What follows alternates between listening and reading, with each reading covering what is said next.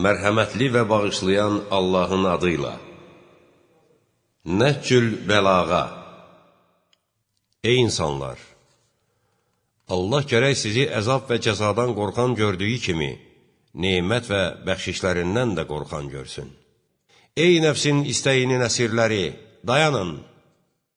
Çünki dünyaya ürək bağlayanı müsibət və qəm-qüssənin dişlərinin səsindən başqa bir şey qorxutmur.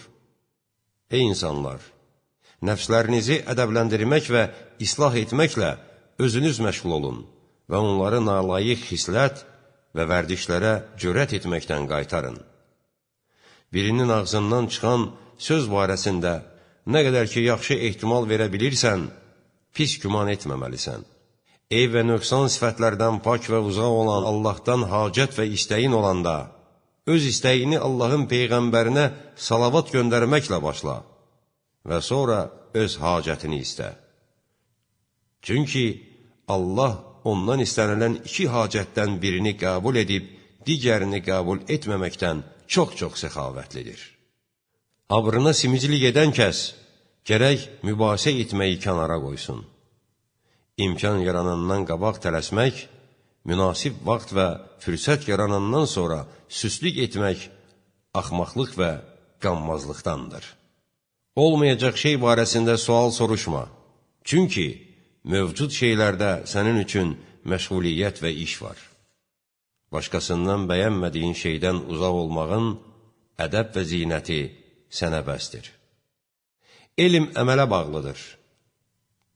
Buna görə də kim bildisə əməl etdi. Elm əməli çağırır.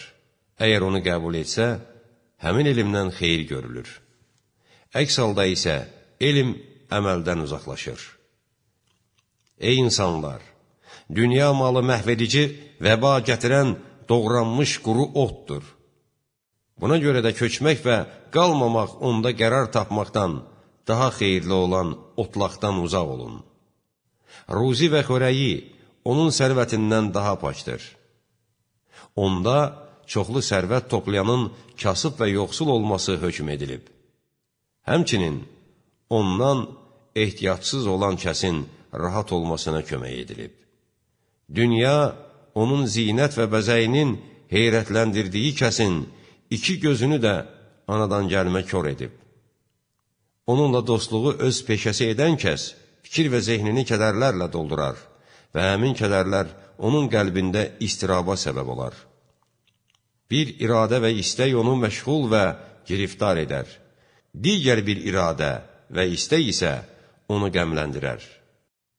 Beləliklə, qəlbinin iki damarı qırılmış halda onu səhraya atarlar. Allaha onun məhv olması, qardaş və dostlarına isə onu atmaq yüngül və asandır. Mömin dünyaya ibrət gözü ilə baxır. Naçarlıqdan məcbur olub, qarnının ehtiyacı miqdarında qida və ruzi əldə edir. Qəzəb və nifrətlə dinləyir. Əgər filan kəs varlı və imkanlı oldu deyilsə, bir müddətdən sonra kasıb və yoxsul oldu deyilər. Əgər varlığına sevinsələr, yoxluğuna kədərlənərlər. Budur, insanın dünyadakı vəziyyəti və hələ namid olacaqları gün gəlməyib. Eyb və nöqsan sifətlərdən uzaq və pak olan Allah bəndələrini öz əzabından saxlayıb, onları cənnətə göndərmək üçün bəndəlik və itaətə savab, günaha cəza müəyyənləşdirib.